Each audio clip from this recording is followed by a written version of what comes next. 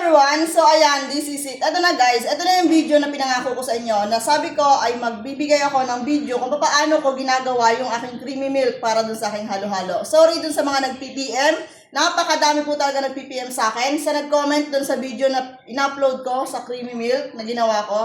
Ang dami nag-comment dun, hindi ko na po kayo maisa-isang replyan kasi napakadami ko po talagang ginagawa. So ngayon guys, ipakikita ko na sa inyo, hindi ako mag-i-edit. Pakikita ko sa inyo ng diretso kung paano ko tinitimpla yung aking creamy milk version. Sasabihin ko na version ko to kasi ang totoo, bumili talaga ako nung una ng recipe kung paano gawin ng creamy milk. Kasi kahit ako dati, na-curious talaga ako kung paano ba talaga gawin yung creamy milk na kaiba dun sa custard milk na niluluto. Kasi yung custard niluluto, nilalagyan ng itlog. Pero ito pong creamy milk na ginagamit ko, hindi po siya niluluto, pinag-mix-mix lang. So ayan guys, at ito na nga, yung pinangako ko sa inyo na ipakikita ko sa inyo kung paano ko ginagawa. So, ito na yon. Ito yung 6 na lata na gatas na gagamitin ko. So, ayan. Actually, kaya naging 6 lang yan. 1:1. Double lang itong gagawin ko. So, yun nga guys. At yung sa binili ko nga pala, sorry yan. Sa binili ko nga pala na recipe, iba yung tinuro niya sa akin. Ganun din yung procedure, pero ibang brand yung mga sinabi niya sa akin. So, dun sa brand na mga sinabi niya sa akin, iba't iba siya. So, hindi ako masyadong na-satisfied yung aking panglasa. Pero masarap naman siya. Hindi ko sinasabing hindi masarap. Masarap din naman talaga yon. Kaya lang, siguro hindi lang umabot dun sa panglasa ko talaga ng pag creamy milk yung sinasabi. So, yun yung una kong ginamit nung una ko nag-try. Pero ngayon, humanap talaga ako ng version ko na kung paano ko mapapagtugma-tugma yung pinakang swak na creamy milk talaga na masasabi mo. Talagang yung tamis, yung pagka-creamy, talaga nandun. So yun nga guys, at humanap ako ng brand kung anong brand talaga yung magtutugma talaga para dun sa lasa ng creamy milk. So ito na guys, at isasabihin ko na sa inyo, ito ang una syempre, 6 na lata to. Ang ginamit ko talaga, napili ko talaga is Angel. Yan, sorry, hindi makita masyado. Angel Condensada. Yan, Angel Condensada ito guys, Angel Condensada. So, 2 Angel Condensada.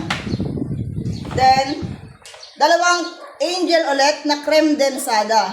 Creme Densada naman yon. Tapos yung patatlong Angel Evaporada. So, yun guys. So, sa mga tuwid, ang napili ko talagang brand is Angel. Angel lahat.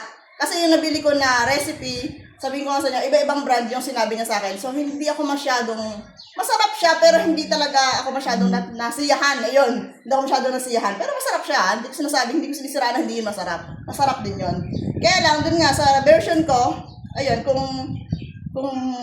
gagayanin nyo, ito yung version na ginagamit ko. So, binuksan ko na guys, ngayon, kanina, kasi parang hindi naman tayo masyadong magtagal. So, ito, 2 creme densada. Una, paghahaluin mo siya, ilalagay mo siya sa lalagayan. 2 creme densada. Tuturo ko na lang ito ng libre. So, lalalo yung kunti ha, kasi syempre pagkain yan, nagsasalita ako. Ayoko naman na masabihan tayo na daldal sa harap ng pagkain. So, wala kasi akong face mask. So, ayan guys, lalayo na lang konti. Ayan, 2 creme densada. Ayan, Angel po yung gamit ko na creme densada. Pwede kayong gumamit ng ibang brand. Mag-try din kayo ng version nyo kung gusto nyo. Pero, sa akin kasi, ito talaga yung nag-swak na sa akin. Ay, tapon. Then, 2 Angel Evaporada. Evaporada, 410 ml yung ginagamit ko na pinag-mix dito. Yung creme densada ko rin, ganun din siya. Ganun din siya, kalaki. So, yan. Yan. Yung creme densada is 410 ml din. Then, yung Angel ko na condensada, classic lang to. Yan, binuksan ko na siya. Angel Condensada, Sweetened Condensed Creamer. So, ito. 2 din ito. So, yung nagsasabi dyan, nagagalit na sa akin yung iba.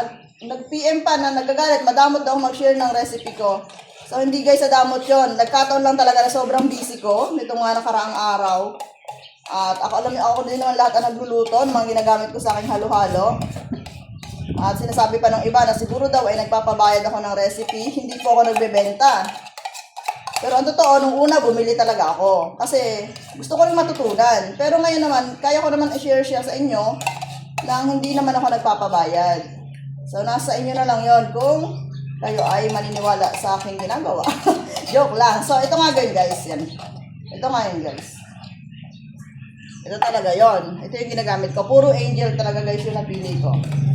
Yan. Pagsasama-samahan nyo lang yung tatlong klase na yon.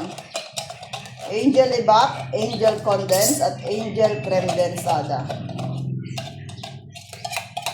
Kainin natin para naman hindi nasayang. Alam niyo naman ang condense, medyo makapit yan sa lata. Yan guys, yun lang yung pinag-mix-mix ko. Then, kung mapapansin nyo, kulay yellow siya. Kulay yellow yung ating gatas na ginagamit sa halo-halo. So, yun guys, ay nilalagyan lang ng yellow food color. Yan sa paglalagay ng food color, utay-utay lang.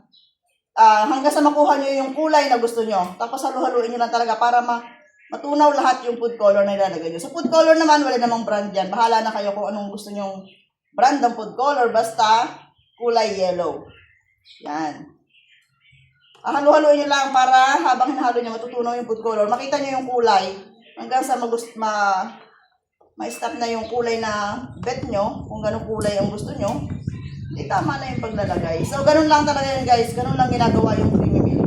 At dito sa pinaghalo-halo ko na to, sabihin ko sa inyo, itong dami nito is 1.5 liters. 1.5 liters ito guys. Itong 6 na lata na to na pag pinaghalo-halo mo siya. Or 1,500 ml. Yan. Tapos, sa paglalagay ko naman sa aking halo-halo, ang ginagamit ko, yan, siguro okay na to. Basta nasa inyo na lang yan kung gano'n ka-yellow yung gusto ninyong kulay. Tapos, sa aking paghalo-halo, ang ginagamit ko, sa pinakamalaking baso, alam niyo na, pinakamalaking baso is 22 ounce. Ito yun, 22 ounce yung pinakamalaking baso. So, naglalagay ako dyan ng 1/3 cup. 1/3 cup ng creamy milk. Then, yung mga sangkap is, pagluluto ng sangkap, may mga asukal naman din yun. Nasa inyo na yun. Kayo na lang mag-adjust kung gano'ng katamis yung gusto ninyo. Kung gusto niyo mas matamis, mag-add na lang kayong konting sugar. Pero sa creamy milk, yun, ginalagay ko sa 22 ounce, 1/3 cup guys yung nilalagay ko. Then sa 16 ounce, mag-less na lang kayo dito sa 1/3 cup. Kayo na yung bahala. Siya nga sa aking experience, dito sa aking ginawang 6 na lata, na 1.5 liters ang equal ng dami. Nakakagawa ako dito guys ng 40 to 50 cups. 40 to 50 cups ng baso. So, alam niyo bakit 40 to 50 cups? Kasi yung halo-halo ko is iba-ibang size. Meron kasi akong mini, meron akong small, medium, at large. Ito na yung large ko, yung 22 ounce. So, yun lang guys. Ganun lang kadali gawin ng creamy milk. So, ito guys, yung makikita nyo. Yan, ganyan na siya. Malapot talaga siya. Ito, nilalagay ko sa rep. Kapag nilagay ito sa rep, mga 3 to 5 days, okay pa yan. Hindi yan nababago yung lasa. Sa una lang, pag galing sa rep, syempre, pag unang take out nyo doon, mas malapot siya tingnan. Mas malapot talaga yung texture niya. Pero kapag nawala na yung, nag-cool down na yung lamig niya, bumabalik siya sa ganito. Bumabalik siya sa ganitong texture. Yan. So, yun lang guys. Sana ay nasagot ko lahat yung inyong mga PM sa akin.